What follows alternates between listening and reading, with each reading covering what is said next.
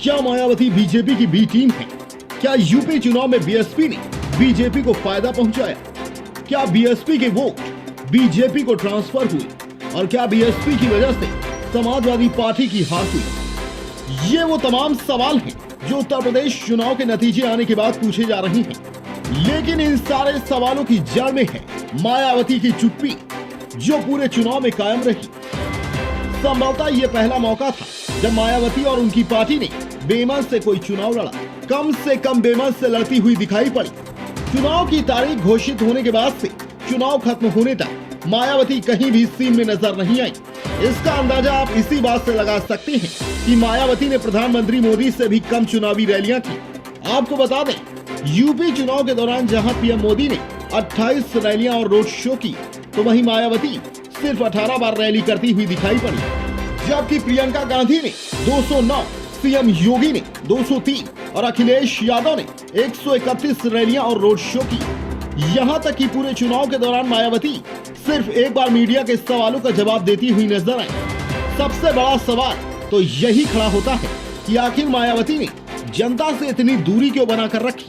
चुनाव के दौरान जब खुद मायावती से यह सवाल पूछा गया तो उन्होंने ये कहकर इसे टालने की कोशिश की कि उनके काम करने का तरीका अलग है और वो रोड शो नहीं करती, गली मोहल्लों में नहीं जाती। मायावती ने कहा कि उनकी पार्टी कैडर वाली पार्टी है। उन्होंने कोरोना के दौरान पूरे साल लखनऊ में रहकर जमीनी मेहनत की, छोटी छोटी मीटिंग्स करके कार्यकर्ताओं को समझा। लेकिन जानकार मायावती की दलील से इत्तेफाक नहीं रखते।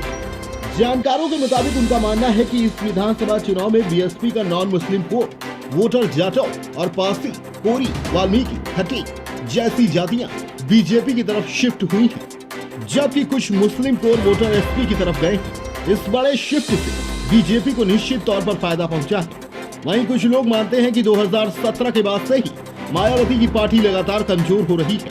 हालिया महीनों में कई बड़े नेताओं के पार्टी छोड़कर जाने का भी नुकसान मायावती को उठाना पड़ा है। मायावती के कोर वोटर छिटकने की बात को पिछले चुनाव के आंकड़ों से भी बल मिलता है। बीएसपी को 2017 में 19 सीटें मिली थी और तब उनका वोट प्रतिशत 22.20 था। लेकिन 2022 के चुनाव में बीएसपी को सिर्फ एक सीट नसीब हुई है और पार्टी को 13% से भी कम वोट मिले हैं। वहीं पिछले चुनाव के मुकाबले बीजेपी की सीटें भले कम हो गई हैं, लेकिन उनका वोट परसेंट बढ़ा है, जिसका सीधा सा मतलब है कि पार्टी के साथ नए वोटर जुड़े हैं। और जानकारों के मुताबिक इसमें ज्यादा संख्या बीएसपी से ट्रांसफर हुए वोट है। कुछ जानकारों का ये भी मानना है कि चुनाव से ठीक पहले गांव-गांव तक ये बात पहुंच गई या पहुंचा दी गई थी कि बीएसपी और बीजेपी एक ही है, यानी एक साथ है, जिसको लेकर बीएसपी पर बीजेपी के बी टीम के आरोप भी लगे।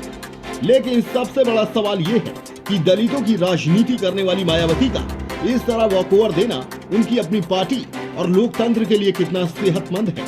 10 साल पहले तक प्रदेश में सरकार चला रही पार्टी आज एक सीट पर सिमट चुकी है, जो निश्चित तौर पर चिंता की बात है।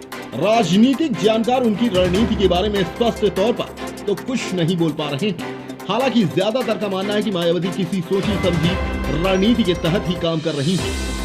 लेकिन इससे उन्हें क्या और कितना फायदा या नुकसान होगा, ये आने वाले वक्त में ही पता चल पाएगा। अगर आपको ये स्टोरी पसंद आई हो तो चैनल को लाइक और सब्सक्राइब करना न भूलें।